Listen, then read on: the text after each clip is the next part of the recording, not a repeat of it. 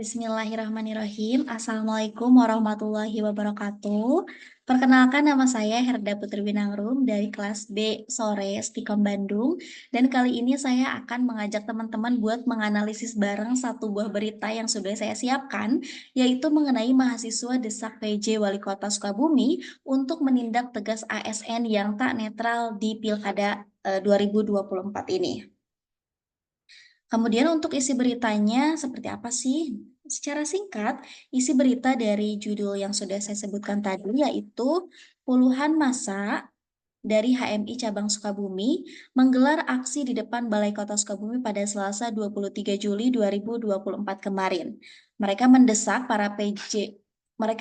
PJ Wali Kota Kusmana Hartaji dalam hal ini agar tegas terhadap ASN yang tidak netral dalam Pilkada 2024.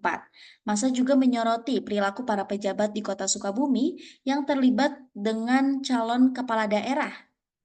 Ketua HMI Yudi Nurul Anwar menyebutkan beberapa ASN telah menunjukkan perilaku tidak pantas sebagai pejabat yang dimana mereka meminta untuk dievaluasi kinerja dinas dan juga SKPD serta tindakan tegas terhadap ASN yang tidak netral.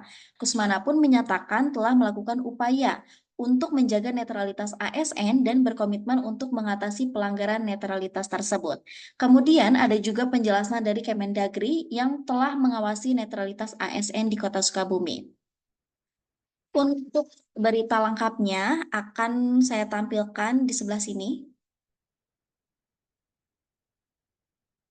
Kemudian setelah kita mengetahui isi dari berita tersebut, kita akan lanjut kepada relevansi kode etik jurnalistik.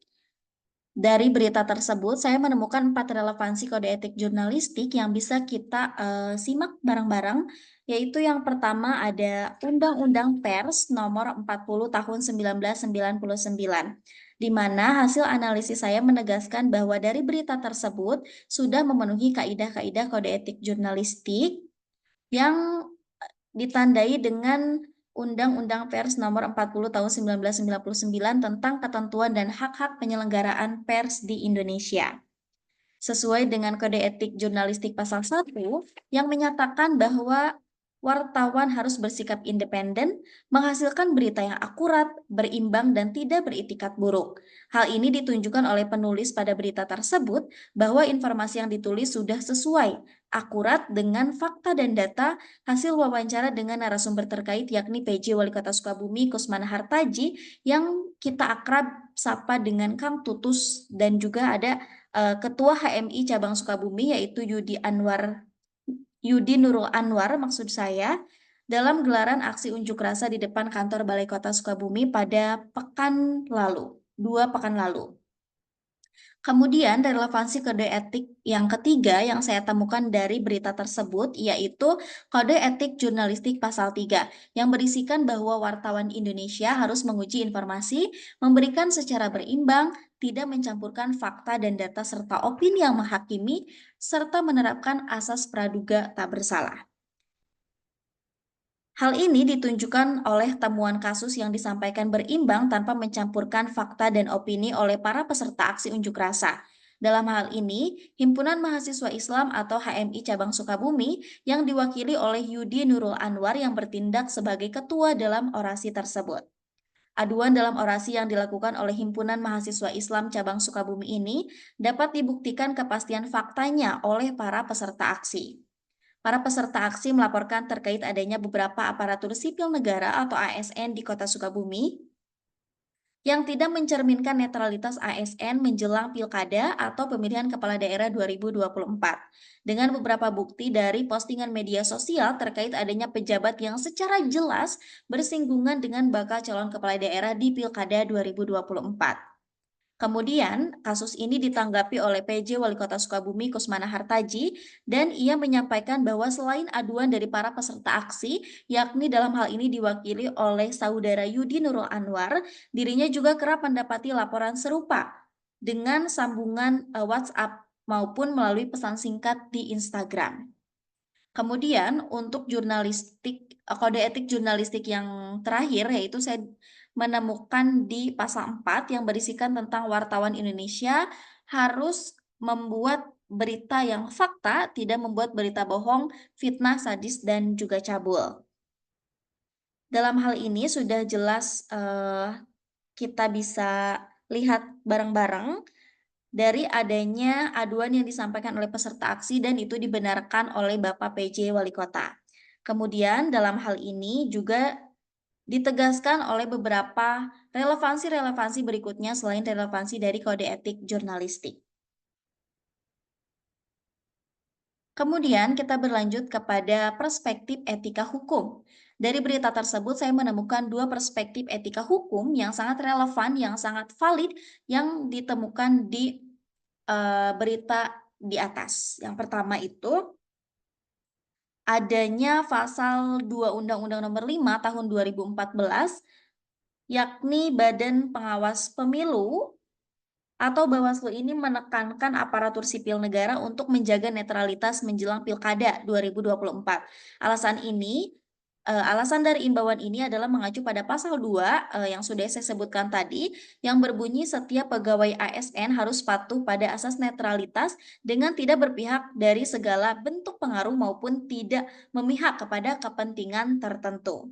Kemudian dalam regulasi tersebut juga dijelaskan bahwa dalam upaya menjaga netralitas ASN pada Pilkada 2024 ini, ataupun dari pengaruh partai politik untuk menjamin keutuhan, kekompakan, dan persatuan ASN, serta dapat memusatkan segala perhatian, pikiran, dan tenaga para tugas yang dibebankan. ASN dilarang menjadi anggota ataupun pengurus dari partai politik yang kemudian mencalonkan pada Pilkada 2024. Aturan netralitas ASN menjelang pilkada ini juga terdapat atau tercantum dalam peraturan pemerintah atau PP nomor 94 tahun 2021 tentang disiplin PNS, yang kemudian apabila peraturan pemerintah tersebut dilanggar, maka para pelanggar akan dikenakan sanksi disiplin. Kemudian saya akan membahas mengenai perspektif etika media yang sudah saya temukan dalam berita di atas. Dan saya menemukan 5 poin penting yang eh, dapat saya jelaskan seperti ini. Etika media adalah cabang filsafat yang membantu para pekerja profesional media untuk punya standar moral. Etika media mempelajari tentang bagaimana pekerja media dapat bertindak dari ataupun di situasi dan kondisi apapun. Nah, dalam konteks etika media ini, netralitas ASN dalam Pilkada 2024 adalah isu yang sangat penting karena ASN memainkan peran kunci dalam menjaga integritas dan keadilan proses demokrasi yang terkhusus di Pilkada tahun ini. Media juga memiliki tanggung jawab yang besar untuk mengawasi dan melaporkan tentang keterlibatan ASN di Pilkada 2024. Keterlibatan ASN dalam politik memastikan bahwa mereka tetap netral dan tidak memihak kepada kandidat ataupun partai politik tertentu. Nah, selanjutnya ada beberapa perspektif yang mungkin akan lebih spesifik saya ulas, yaitu yang pertama ada pengawasan dan transparansi. Media harus berperan aktif dalam mengawasi tindakan ASN pada menjelang Pilkada 2024. Laporan yang lebih detail tentang pelanggaran atau indikasi ketidaknetralitasan ASN dapat membantu meningkatkan kesadaran politik dan mendorong tindakan korektif. Dari poin pertama, sangat nyambung, masa gitu sih? Dari poin pertama ini sangat relevan dengan poin yang kedua, yaitu objektivitas dan keseimbangan, di mana dalam melaporkan isu-isu terkait netralitas ASN, media harus menjaga objektivitas dan keseimbangan, di mana hal ini berita yang akurat dan tidak bias itu penting untuk menjaga kepercayaan publik terhadap media dalam proses pilkada itu sendiri. Kemudian ada pendidikan publik yang berisikan tentang media memiliki tanggung jawab untuk mendidik publik tentang pentingnya netralitas ASN, bagaimana prinsip-prinsip etika jurnalistik seperti kejujuran, akurasi, dan menghormati privasi individu ini dapat menjadi laporan yang sangat berdasar yang harus dihindari. Kemudian yang keempat ada menjaga etika jurnalistik. Dalam mengejar berita terkait netralitas ASN, media harus selalu berpegang teguh pada prinsip-prinsip etika jurnalistik. Dengan kolaborasi dengan lembaga pengawas di poin kelima.